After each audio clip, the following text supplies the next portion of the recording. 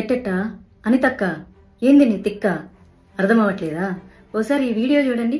100, 350, 700 యాలం పాటలు పాడుకుంటున్నారు. అర్థమవుతుందా? ఓసారి వినండి. ఒకేలా కావాలనుకోండి ఎన్ని రోజులు మైక్ పెడతారో చూసుకుని దానికి ఒక 100 రూపీస్. హైట్ ని బట్టి height above 3 feet to 6 feet అనుకోండి, దానికి ఏంటంటే ఈకో ఫ్రెండ్లీ 350 రూపీస్. అలాంటివి మనకి హైట్ అబౌవ్ 6 feet అయితే 700 రూపీస్. ఇప్పుడు నేను మాట్లాడబోయే టాపిక్ అయితే చాలా మందికి కోపం తెప్పిస్తుంది. ఎస్పెషల్లీ ఏంటంటే పొలిటికల్ పార్టీ వాళ్ళకి కోపం తెప్పిస్తుంది అనమాట.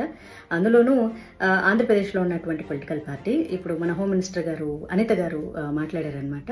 వెరీ అన్ఫార్చునేట్ ఏంటంటే ఈ అలయన్స్ ప్రభుత్వంలో మా పార్టీ కూడా ఉంది, బీజేపీ.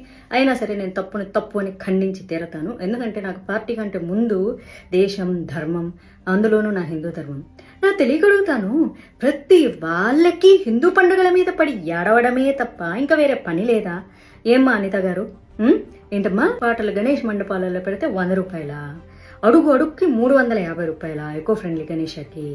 ఓ పని చేయండి, మామూలుగా మనకి చాలా మంది చనిపోతూ ఉంటారు రోజుకి, వాళ్ళ మీద అంతో కొంత చిల్లర చల్లుతూ ఉంటారు.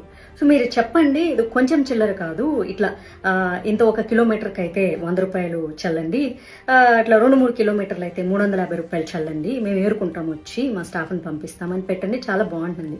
మనకి ఏదన్నా కష్టం వస్తే భగవంతుడు చూసుకుంటాడంట. ఆ భగవంతుడికే ఈ రోజు కష్టం పెడుతున్నారు మీరు. ప్రతి ఒక్కళ్ళకి హిందూ పండుగలు వస్తే చాలు, అసలు మీకు ఎందుకు ఇంత కడుపు మంటాం? అసలు మాకు నిజంగా అర్థం కాదు. ఇదే రూల్ మీరు క్రిస్టియన్స్కి పెట్టండి, ఇదే రూల్ మీరు ముస్లిమ్స్కి పెట్టండి, తర్వాత హిందువులకు కూడా పెట్టండి. మేమేమి అందరికీ సమానంగా రూల్స్ పెట్టండి. రోజుకి 5 సార్లు నమాజ్ చేస్తూ ఉంటారు కదా, వాళ్ళకి ఎప్పుడన్నా రూల్స్ పెడతారా? మరి వాళ్ళకు కూడా నమాజ్కి 100 రూపాయలు అని పెట్టాలి కదా. గణేష్ మండపాల దగ్గర సాంగ్లకి 100 రూపాయలు ఏంటి? లేకపోతే క్రిస్టియన్స్ అర్ధరాత్రులు కూడా పెడుతూ ఉంటారు కదా. నేను ఎవరిని కించపరచట్లేదు, ఇక్కడ గుర్తుపెట్టుకోవాలి. పొలో మనం తిట్టడానికి రెడీ అయిపోతుంటారులే కానీ ఆయన భగవంతుడికి బోల్డని కష్టాలు వచ్చాయంట, బోడి మాధవిలత కష్టాలు వస్తే ఏంటి, మీరు తిడితే ఏంటి, నాకేం మరి.